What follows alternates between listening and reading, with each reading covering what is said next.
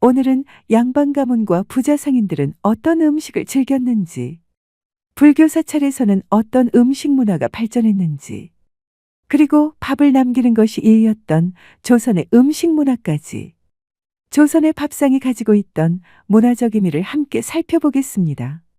구독과 좋아요 그리고 알람 설정 부탁드립니다. 재미있고도 좋은 글로 보답하겠습니다. 제1장 양반의 밥상, 예법이 곧 음식이다. 조선 양반들의 음식 문화를 이해하는 열쇠는 예법입니다. 무엇을 먹느냐보다 어떻게 먹느냐가 양반에게는 더 중요했습니다. 아무리 맛있는 음식도 격식에 맞지 않으면 상스러운 것으로 치부되었습니다. 밥상을 받는 것에도 위계와 순서가 있었습니다. 남성 가장은 사랑채에서 가장 먼저 잘 차려진 상을 받았습니다. 밥상에 수저를 놓을 때도 규칙이 있었습니다. 숟가락과 젓가락은 오른쪽, 밥은 왼쪽, 국은 오른쪽. 어른이 수저를 들기 전에는 아무도 먹을 수 없었습니다. 양반 계급이 가장 귀하게 여긴 식재료는 소고기였습니다. 조선시대는 소를 함부로 잡을 수 없었습니다. 농업의 필수적인 노동력이었기 때문입니다. 소를 잡으려면 국가의 허가가 필요했습니다. 하지만 양반들은 다양한 방식으로 소고기를 밥상에 올렸습니다. 특히 육회를 즐겼는데 신선한 소고기를 얇게 썰어 참기름, 마늘, 배를 넣고 버무린 것으로 귀한 손님에게 내어놓는 대표 요리였습니다. 또 소갈비찜은 간장과 생강, 배즙을 넣고 오래 졸인 음식으로 살이 부드럽게 발리는 그 맛은 양반의 여유를 상징했습니다. 양반들이 즐기는 음식으로 전유어, 즉 생선전도 빼놓을 수 없었습니다. 민어, 조기, 대구를 얇게 포 떠서 밀가루와 달걀물을 입혀 지진 전유어는 제사상과 손님 접대상에 반드시 오르는 음식이었습니다. 특히 민어는 조선 양반들이 가장 귀하게 여긴 생선이었습니다. 또 약식은 양반 가문 잔칫날의 상징이었습니다. 찹쌀밥에 대추, 밤, 잣꿀을 넣고 쪄낸 약식은 귀한 재료와 많은 손품이 필요해 부유한 집안에서만 만들 수 있었습니다. 신설로는 양반의 음식 문화가 낳은 가장 정교한 음식입니다. 가운데 화로가 있는 특수한 냄비에 채소, 고기, 해산물, 달걀을 둘러담고 뜨거운 육수를 부어 상위에서 직접 끓여 먹는 방식이었습니다.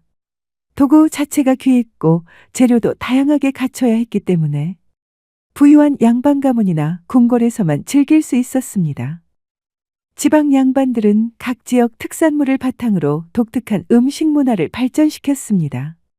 안동 양반 가문의 헛제사밥, 제사가 없는 날에도 제사 음식을 차려 먹었다 하여 붙은 이름입니다. 간장을 넣은 비빔밥 형태가 특징이지요. 전주 양반 문화는 전주 비빔밥의 탄생 배경이 되었습니다. 30가지에 달하는 나물과 고명, 풍성한 상차림이 전주 양반의 미식 문화를 잘 보여줍니다. 부자 상인, 즉 부상대고들은 경제력으로는 웬만한 양반을 능가했지만 신분제의 벽 앞에서 풍요를 공개적으로 드러내기 어려웠습니다. 그럼에도 독자적인 음식 문화를 발전시켰습니다. 개성 상인들의 보쌈김치가 대표적입니다. 배춧잎으로 낙지, 새우, 밤, 대추, 유자 등 고급 식재료를 싸서 숙성시킨 것으로 재료를 아끼지 않는 풍요로운 음식 문화를 반영합니다. 제2장 사찰 음식, 수행과 자연의 밥상. 사대부의 나라 조선은 건국과 함께 불교를 억압했습니다. 절은 도성 밖으로 밀려났고 승려는 천민보다 낮은 취급을 받기도 했습니다. 그러나 억압 속에서도 산속의 사찰들은 살아남았고 오히려 자연에 더 깊이 뿌리를 내리며 독자적인 음식 문화를 꽃피웠습니다. 사찰 음식의 근본 철학은 불살생과 청정입니다. 생명을 죽이지 않는다는 계율에 따라 고기와 생선을 쓰지 않았습니다. 가장 독특한 규칙은 오신채를 금기시한 것입니다. 나라나 지역에 따라 다르기는 하지만 마늘, 달래, 김장파, 실파, 흥거 이 5가지 매운 채소를 먹지 않는 것입니다. 날 것으로 먹으면 성욕을 일으키고 익혀서 먹으면 분노를 자극하여 수행을 방해한다고 믿었기 때문입니다. 마늘과 파 없이 어떻게 맛을 낼까 싶지만 사찰 음식은 바로 이 제약 안에서 재료 본연의 맛을 극대화하는 방향으로 발전했습니다. 다시마와 표고버섯이 깊은 감칠맛을 냈고 들깨와 참기름이 풍미를 더했습니다. 표고버섯, 서기버섯, 느타리버섯, 모기버섯 등 다양한 버섯이 고기 대신 단백질과 감칠맛을 공급했습니다. 두부는 가장 중요한 단백질 식품이었습니다. 두부 만드는 날은 사중의 모든 스님이 기다리는 특별한 날이었습니다. 봄마다 스님들이 직접 산에 올라가서 뜯어온 고사리, 취나물, 머위, 두릅은 사찰 음식의 꽃이었습니다. 연잎밥은 사찰 음식 중 가장 특별한 음식으로 꼽힙니다.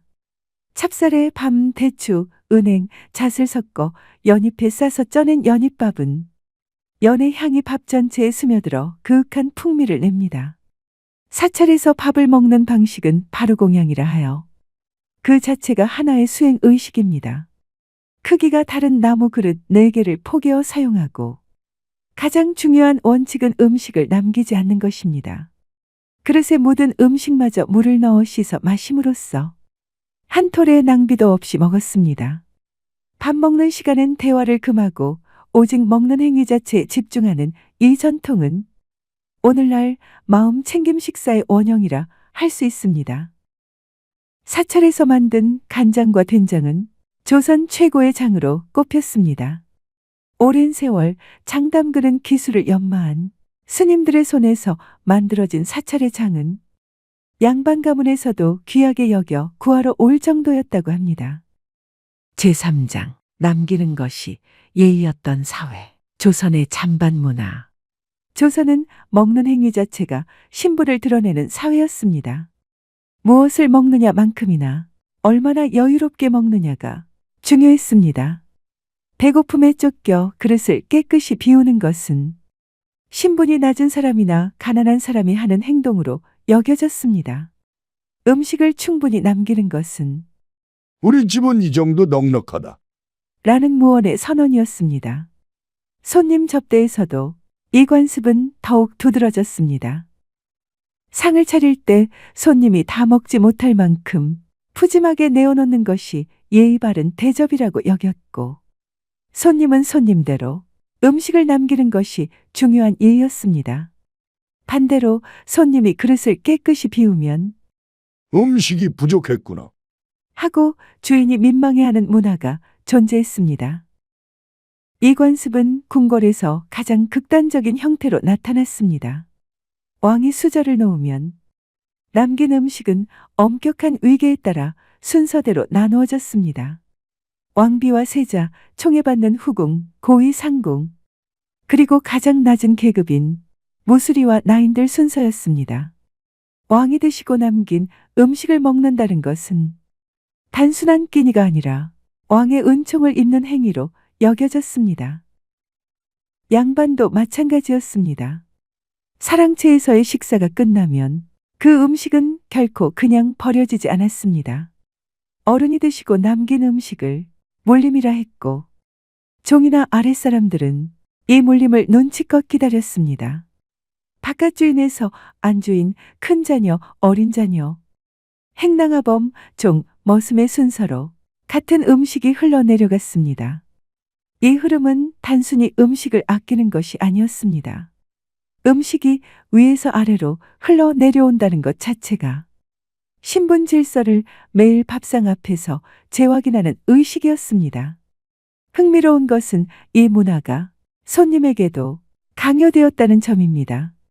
손님이 음식을 깨끗이 다 먹으면 예의 없는 것으로 여겼고, 주인의 더 드세요. 라는 권유에 손님도 처음 한두 번은 반드시 사양해야 했습니다. 또 집의 아이가 너무 맛있게 빨리 음식을 먹으면 개걸스럽다는 핀잔을 들었습니다. 유교의 덕목 중 중요한 것은 절제였습니다.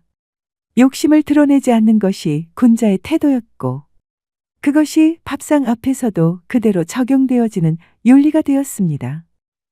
제4장 여성의 밥상, 만드는 권력과 누리는 권력. 조선의 여성은 가장 복잡한 모순을 밥상에서 살아낸 존재였습니다. 유교의 삼종지도, 어려서는 아버지를, 결혼해서는 남편을, 남편이 죽으면 아들을 따르라는 원칙이 밥상 문화에도 그대로 적용되었습니다. 그런데 여기서 흥미로운 문제가 하나 생깁니다. 효의 원칙과 남녀가 유별하다는 원칙이 충돌하는 것입니다. 그렇지만 아들은 어머니를 봉양할 의무가 있었고, 어머니가 여성이라는 사실이 그 의무를 줄여주지는 않았습니다. 따라서 시어머니, 즉 가정의 어머니는 아들인 가장보다 더 나은 대우를 받는 것이 원칙이었습니다. 즉, 효의 원칙이 남녀가 유별하다는 원칙보다 더 높은 자리에 있었습니다. 할아버지, 할머니, 아버지, 어머니, 성인 아들, 며느리, 손자녀, 하인. 이것이 밥상의 서열이었습니다. 여성이라도 나이와 혈연에서 위에 있으면 아래에 있는 남성보다 더 나은 대우를 받는 것이 원칙이었습니다. 그러나 현실엔 구조적 서름이 있었습니다. 남녀 유별의 원칙상 남성이 먼저 식사를 마치고 나면 여성들은 안채에서 따로 밥상을 받았습니다. 가장 좋은 음식, 가장 따뜻한 음식은 남성에게 먼저 돌아갔습니다. 며느리의 위치는 특히 역설적이었습니다. 온 가족의 밥상을 차리는 사람이었지만 가장 늦게, 가장 차갑게, 가장 소박하게 먹는 사람이었습니다. 할머니, 시어머니, 남편과 자녀들의 밥상을 모두 차리고 나서야 부엌 한켠에서 홀로 밥을 먹는 경우가 많았습니다. 음식을 만든 사람이 마지막에 먹는 현실. 이것이 조선 여성 식문화를 가장 압축적으로 보여주는 장면입니다.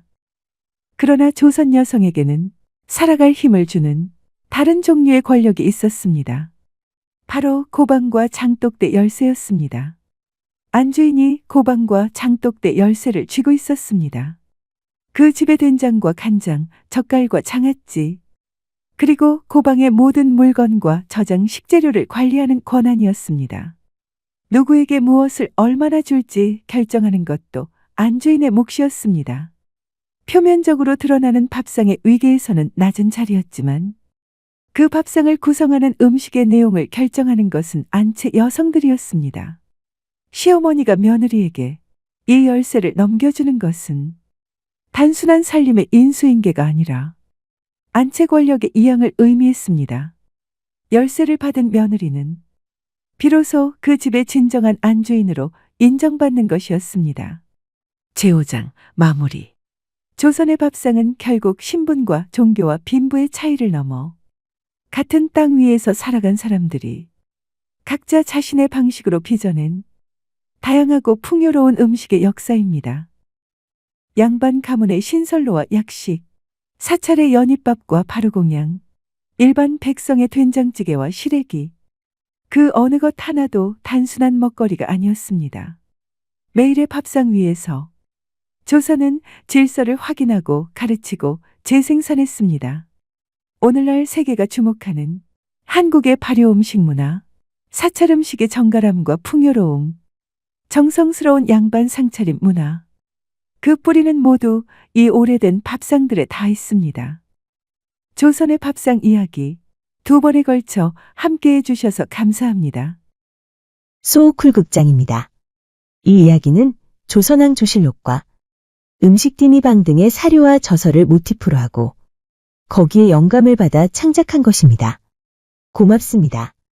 다음에 만날 때까지 건강하시기를 기원합니다.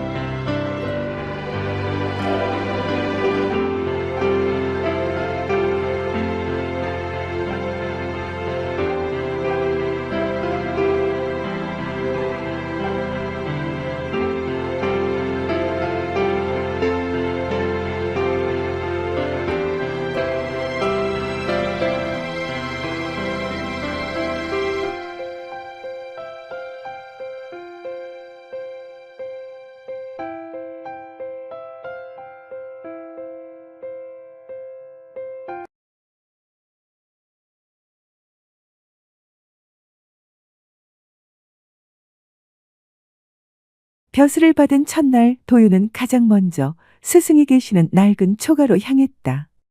마루에 앉아 책을 꿰매던 이현 앞에 가서 도연은 무릎을 꿇었다. 스승님, 이현은 말없이 도윤을 끌어안았다. 굶주린 아이 하나 재워준 것뿐인데 도윤의 눈에서 눈물이 떨어졌다. 그 하룻밤이 제 인생 최고의 날이었습니다. 안녕하십니까? 소우쿨 극장입니다.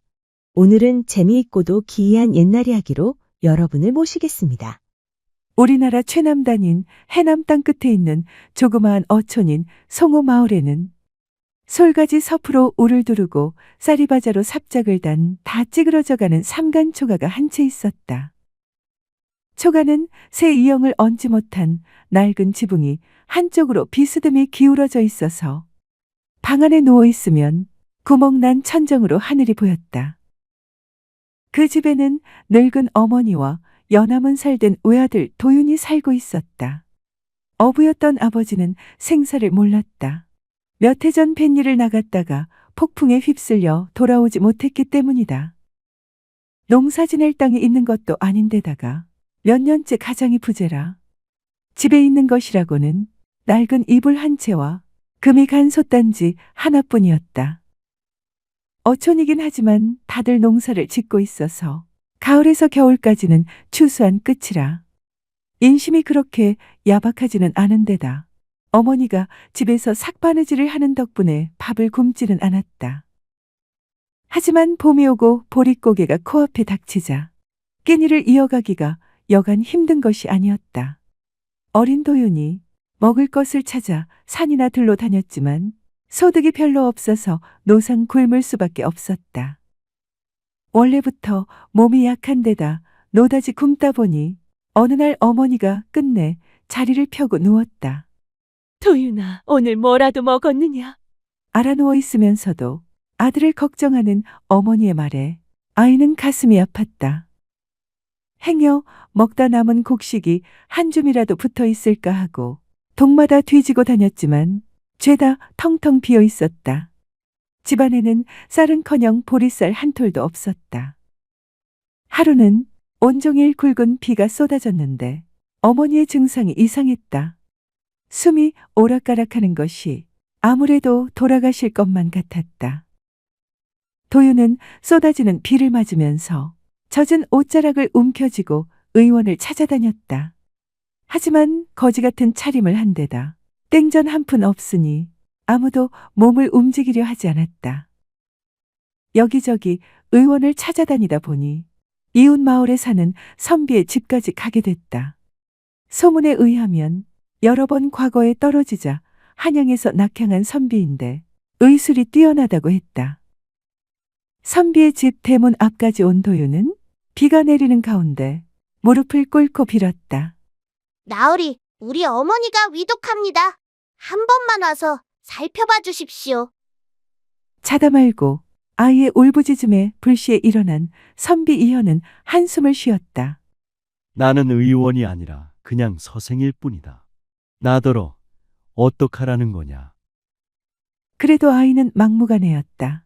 아이의 눈빛이 너무도 간절해서 따라 나설 수밖에 없었다. 집을 나설 때 집에 있는 쌀을 죄다 털어서 긁어모았다. 아이의 말을 들어보니 아무래도 먹지 못해서 생긴 병 같았기 때문이다. 가서 보니 과연 그랬다. 병이 든 것이 아니라 굶어서 죽어가고 있었다. 가지고 온 쌀로 죽을 끓여서 주자 죽 한 사발을 얻어먹은 여인은 기운을 차렸다. 아침에 집에 돌아온 이현은 새삼스레 의관을 갖추고는 해남 대둔사로 주지 융신 스님을 찾아갔다. 주지 융신 스님과는 동양인데다 어릴 적부터 동무라 중마고우라면 중마고우인 셈이었다. 비록 성장하면서 가는 길이 유학과 불교라 서로 달랐지만 서로를 존경하고 인정하는 사이였다. 가서는 아이의 집 사정 이야기를 하고는 절에서 돌봐줄 수 없느냐 하고 물었다. 주지용 씨는 두말하지 않았다. 시자를 부르더니 쌀 몇 말과 약간의 부식을 주면서 그 집에 가져다 주라고 하였다. 짐을 가지고 시자가 떠나려 하자 엽전 몇 괴미를 따로 챙겨주더니 귀에 대고 소곤거렸다. 이현이 물었다. 스님, 시자에게 뭐라고 하였소? 별일 아닙니다. 가서 눈치를 보고 형편이 되면 큰 절에 와서 공양주 같은 일을 하면 어떤가 하고 물어보라고 했소이다. 스님, 그렇게까지 고맙습니다. 주지용신이 웃으며 찻잔을 밀었다. 거사님, 차나 한잔 하시지요. 절에서 나온 이현은 읍내 약종상에 둘러 기운을 보하게 하는 약초를 약간 구매한 다음 아인의 집에 들렀다. 여인은 정신이 조금 든 것 같았다. 이현이 들어가자 몸을 일으키려 하였지만 못하게 하였다. 남녀가 유별한데 다행이다 싶어서 조리나 잘하라고 이르고는 바로 그 집에서 나왔다. 며칠 후 아이가 들려서는 어머니가 가보라고 해서 왔다고 했다. 이현이 물었다. 어머니는 어떠시냐? 다 나으셔서 조금씩 움직이시기도 합니다. 선비님 은혜를 평생 잊으면 안 된다고 하시면서 가서 무언가 할 일이 없는지 살펴보라고 하셨습니다. 이롭다. 내 어머니나 잘 보살펴라. 대둔사주지 스님이 공양주 일을 하라고 하셔서 몸을 조금만 더 추스르신 후에 일하러 다니겠다고 하셨습니다. 이제 굶어 죽지는 않겠다고 모두 다 선비님의 공덕이라고 눈물을 흘리시면서 기뻐하셨습니다. 어머니, 잘 보살펴드려라. 원래부터 건강하신 분은 아니니 늘 조심하여야 할 것이다. 그럼 가보아라. 이현은 방문을 닫고 읽고 있던 책으로 눈을 돌렸다. 정신을 모아 경서를 읽고 있는데 바깥에 누가 왔다 갔다 하는 것 같았다. 문을 열어보니 아이가 아직도 안 가고 저녁을 짓고 있었다. 밥만 하는 게 아니라 된장찌개까지 끓이고 있었다. 그런가 보다 하고 문을 닫았다. 조금 있으니 방문을 똑똑 두드렸다. 방문을 여니 아이가 밥상을 들이밀었다. 집에서 가져온 듯 채소로 만든 반찬도 몇 가지 있었다. 가만히 쳐다보다가 한마디 했다. 내 밥은 어디 있느냐? 소희는 집에 가서 먹으면 됩니다. 가져오느라 같이 먹자. 밥을 먹고 설거지까지 아이가 다 했다. 그 사이에 비가 내리기 시작했다. 너무 늦었구나. 밤새 비가 올 것 같으니 비가 그치면 가거라. 그날 밤 선비는 일부러 헌책 몇 권을 부엌 바닥에 흩어두었다. 물 마시러 새벽에 일어나 불을 밝혀보니 도윤이 부엌 바닥에 앉아 그 책을 읽고 있었다. 아니, 읽는 것이 아니라 조용히 읊고 있었다. 내가 그를 아느냐? 아닙니다. 선비님, 전에 아버님 살아계실 때 서당에 한 달 남짓 다녔을 뿐입니다. 아버지가 바다에 나갔다가 행방불명된 이후에는 서당에 다니지 못했습니다. 이현은 일부러 맹자 가운데에서도 어른들조차 곧잘 틀리는 대목을 골라 천천히 읽어주었다. 인간지, 성선냐, 사람의 본성이 착한 것은 그러자 도윤이 숨도 고르지 않고 그대로 받아 읊었다. 수지 취하야 마치 물이 아래로 흐르는 것과 같다. 그 사이에 외웠는지 한 글자도 틀리지 않았다. 이현의 눈빛이 달라졌다. 전에 들어본 적 있느냐? 아닙니다. 오늘 처음입니다. 이현은 일부러 문장을 거꾸로 섞어 불렀다. 하야, 취지수유, 아래라는 것은 마치 물의 나아감과 같다. 그러자 아이는 잠시 눈을 감더니 정확한 문장으로 고쳐 읊었다. 수지 취하야. 그 순간 이현의 손이 떨렸다. 외우는 재주가 아니라 구조를 이해하는 재주다. 이현이 일부러 대학의 한 구절을 골라 읽어주자 아이가 단 한 번 듣고 그대로 외웠다. 몇 번 더 시험하고는 이현의 가슴이 방망이질 쳤다. 이 아이는 생이지지라 하늘이 내려준 재주를 가지고 있구나. 그러나 천재성만으로는 험한 세상을 버틸 수 없음을 이현은 잘 알고 있었다. 이현은 도윤을 곁에 두기로 결심하였다. 하지만 그냥 곁에 둘 수는 없었다. 두어 가지 검증이 필요했다. 며칠 더 내 곁에 있을 수 있겠느냐? 예, 어머니에게 가서 허락을 받고 오겠습니다. 도연이 허락을 받아오자 건넌방을 아이에게 사용하게 했다. 이현이 말했다. 오늘은 그만 자거라. 공부는 내일부터 하자. 새벽녘에 일어나 보니 건넌방의 희미한 등불이 아직 꺼지지 않고 있었다. 문을 여니 도윤이 손이 새파래지도록 붓을 쥐고 있었다. 왜 자지 않느냐? 선생님께서 어제 말씀하신 글귀가 마음에 걸려서요. 왜 맹자는 물이 아래로 흐르는 것을 사람의 본성에 비유했는지 생각하다가 그 이유를 적고 있었습니다. 도연이 적은 글을 이현이 읽어 내려갔다. 물은 막아도 다시 아래로 흐르듯 사람의 선함도 가난과 고통이 눌러도 사라지지 않습니다. 선생님께서 저를 거두신 것도 선함이 다시 흐르게 하신 일입니다. 순간 이현의 눈이 붉어졌다. 이 아이는 보통 아이처럼 글을 외우는 아이가 아니라 글의 의미를 고민하는 아이로구나. 다음 날 이현은 일부러 도윤을 데리고 읍내관아의 창고 앞을 지나갔다. 비가 온 뒤라 말리느라고 곡식 자루들이 마당에 늘어서 있었다. 도윤아, 저 곡식 자루가 몇 개나 될 것 같으냐? 아이들은 보통 손가락으로 하나씩 세기 마련이었다. 하지만 도윤은 힐끗 바라보더니 말했다.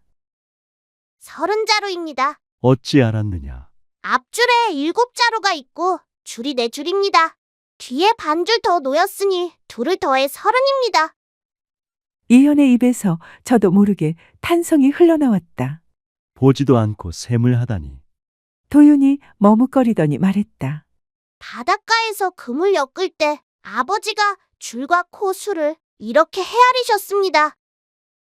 이현은 그제 알았다. 아이의 재주는 하늘에서 떨어지기도 했지만 삶 속에서 길러지기도 했다는 것을. 그날부터 이현은 도윤을 정식 제자로 삼았다. 밥을 같이 먹고 그를 가르치고 때로는 장작을 패게 하며 몸을 단련시켰다. 도윤은 단 하루도 게으르지 않았다. 병약했던 도윤의 어머니도 대둔사 공양주로 있으면서 점차 건강을 회복했다. 무심한 세월이 흐르고 흘렀다. 도윤은 이제 그를 잃는 수준을 넘어 스승과 함께 역사를 논하고 백성의 고통을 걱정하는 청년으로 자라났다. 그렇지만 이현 선비에게 별다른 수입이 없는 터라 가난의 그림자는 쉽게 거치지 않았다. 종종 쌀이 떨어졌고 그때마다 이현은 자신이 가지고 있는 책을 팔아 끼니를 이었다.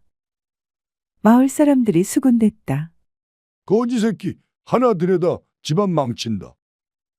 도윤은 밤마다 글을 쓰다 손에 굳은 살이 박였다. 스승님, 언젠가 이 책들보다 더 큰 집을 지어드리겠습니다. 헛된 말 말고 글이나 똑바로 써라. 그러나 이현은 속으로 알고 있었다. 아이가 큰 인물이 될 것을. 18살이 되었을 때 도윤은 스승의 낡은 도포를 빌려 입고 과거길에 올랐다. 초시와 복시에서 모두 장원을 차지하더니 마침내 임금 앞에서 치르는 전시에서도 장원급제했다. 조정의 대신들은 해남 땅끝 어촌에서 온 이 청년의 깊은 학식과 당당한 기계에 입을 다물지 못했다. 임금은 도윤에게 직접 어사화를 하사하며 물었다. 너를 이토록 장하게 키운 스승이 누구냐? 도윤은 눈물을 머금고 대답했다. 제가 배운 곳은 한양의 큰 집도 유명한 서당도 아닙니다. 비 오는 밤 굶주린 어린 것에게 문을 열어주신 이름 없는 선비님이옵니다. 저는 해남 땅끝의 조그마한 초가에서 그 선비님의 가르침을 받았습니다. 임금은 도윤의 말을 들으며 고개를 끄덕였다. 그 선비의 이름을 알려다오. 선비님의 조남은 이자 현자를 쓰는 분입니다. 임금은 즉시 명하였다. 해남으로 가서 이연 선비님을 찾아서 모셔오느라. 조정에서 큰 벼슬을 내릴 것이다. 그리고 그대는 궁궐의 시강으로 임명하겠다. 나라의 후학을 기르는 일에 앞장설지어다. 벼슬을 받은 첫날 도윤은 가장 먼저 스승이 계시는 낡은 초가로 향했다. 마루에 앉아 책을 꿰매던 이현 앞에 가서 도연은 무릎을 꿇었다. 스승님, 이현은 말없이 도윤을 끌어안았다. 굶주린 아이 하나 재워준 것뿐인데 도윤의 눈에서 눈물이 떨어졌다. 그 하룻밤이 제 인생 최고의 날이었습니다. 그런데 스승님, 임금이 내리신 벼슬을 거절하셨다던데 왜 거절하셨습니까? 벼슬은 나 같은 뒷방 늙은이가 아니라 그대 같은 젊은이가 맡아야 한다네. 장강의 뒷물결이 앞물결을 밀어내고 세 사람이 옛사람을 대신한다는 말이 그냥 있는 것이 아니네.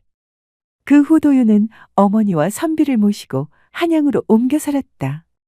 도윤은 훗날 영의정의 자리에까지 올랐으나 평생 청빈했으며 화려한 삶을 경계했다. 매번 비 오는 밤이 오면 도윤은 집 대문을 활짝 열어두고 등불을 밝힌 채 나지막이 읊조리곤 했다. 하룻밤 은혜가 인생을 바꾸기도 하는 법이다. 그는 여전히 빗소리 너머를 귀 기울여 들었다. 혹시라도 과거의 자신처럼 절망 끝에서 누군가의 문을 두드릴 가난한 아이가 있을지 모르기에